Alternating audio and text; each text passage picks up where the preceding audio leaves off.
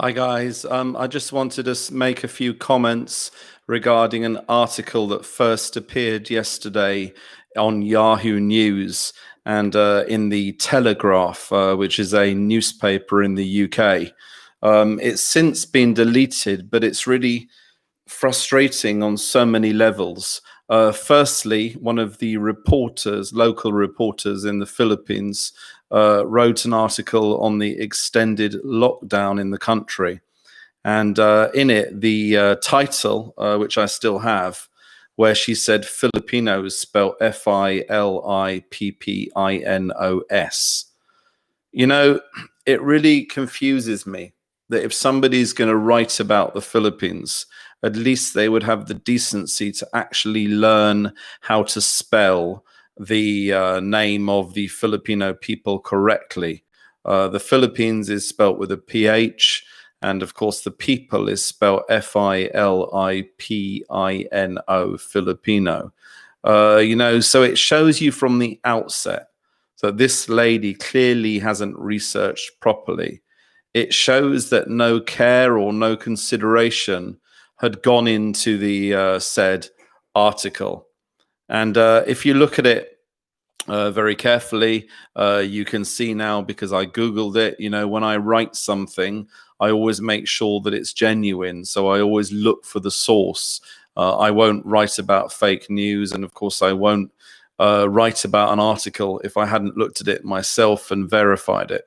If you go on Google now and type in Filipinos starve, you will see that the article by the Daily Telegraph has actually been deleted. So they've deleted that particular page.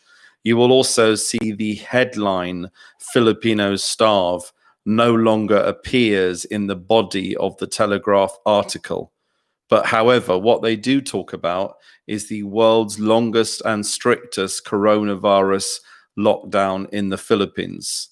And yes, nobody has doubted that. Nobody has doubted the fact that the lockdown is pretty severe, and it has gone on for a long period of time.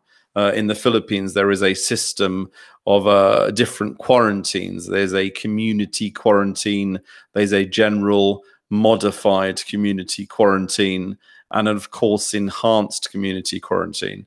Now, the enhanced one is the most severe, if you like, and this means that people can only leave their houses for emergencies or for buying groceries, and they would need some kind of pass in order to be able to get past the police and the army. Now, the thing is, if you need to go out shopping, if you need to go to the pharmacy to buy medication, of course you can go and do that. But other than that, the Philippine government have advised people to stay in their homes. Now, the Telegraph admitted later on in the report that this is meant the total cases in the Philippines is around about 50,000, but the number of deaths in the Philippines has only reached a total of 1,300 in total.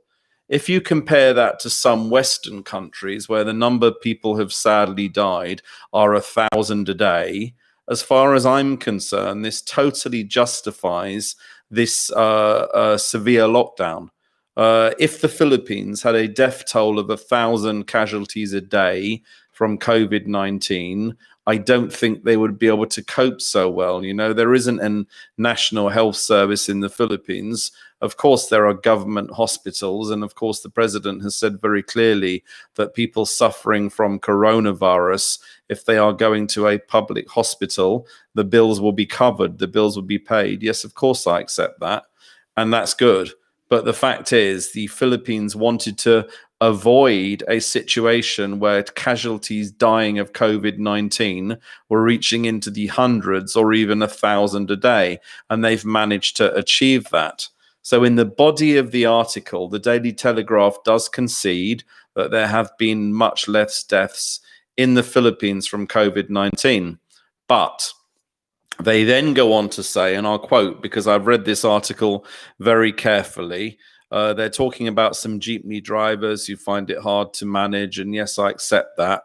Of course, jeepneys were banned in the Philippines at some stage, and they weren't allowed to, all the public transport was banned. And yes, that is harsh, but undoubtedly they'll save lives.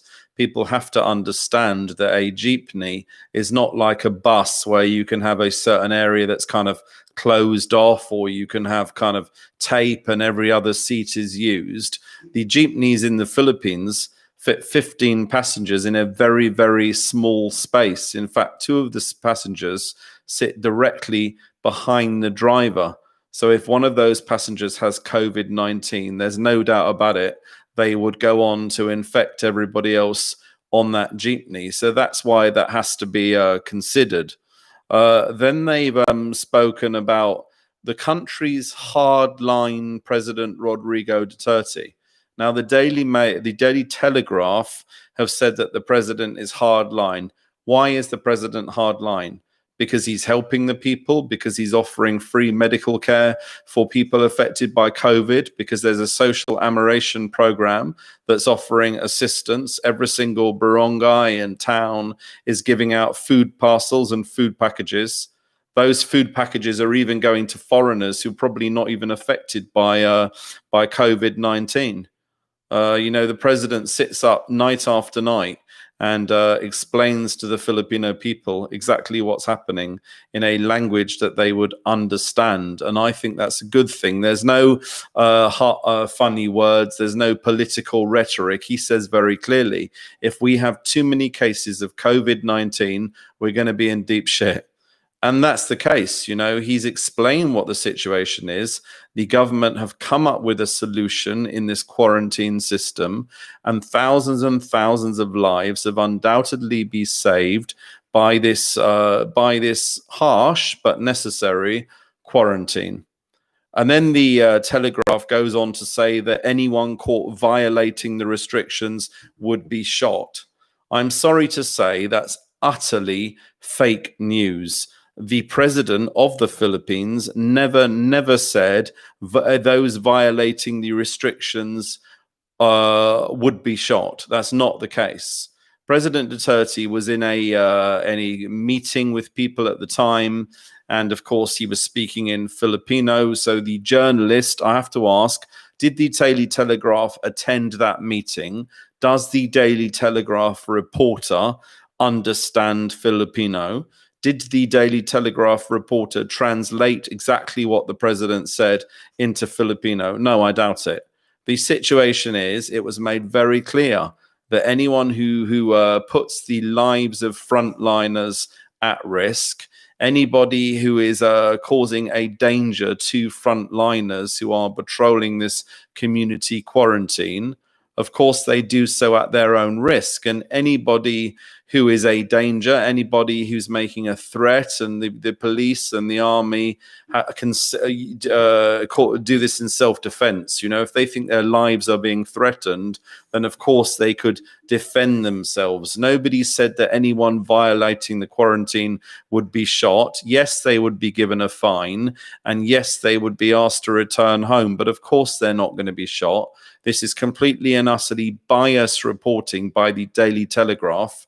This was also shared by Yahoo News. So, of course, it's biased and completely inaccurate reporting by Yahoo News. So what really frustrates me is there are people undermining the president. On the one hand, they're praising the president that there are less deaths in the Philippines. And on the other hand, they're criticizing the president for the harsh lockdown. What is it? Are you going to thank the country for helping the situation, for saving lives? Or are you going to use biased media reporting to make the president look bad when his intention is to improve the lives of the Filipino people and keep them safe from COVID-19? So to the Daily Telegraph, I'd like to say I'm very unhappy with your biased reporting, and I'm very unhappy that you couldn't even bother to check how to spell Filipino before you put that article out. That's very, very biased, bad reporting. Thanks, guys.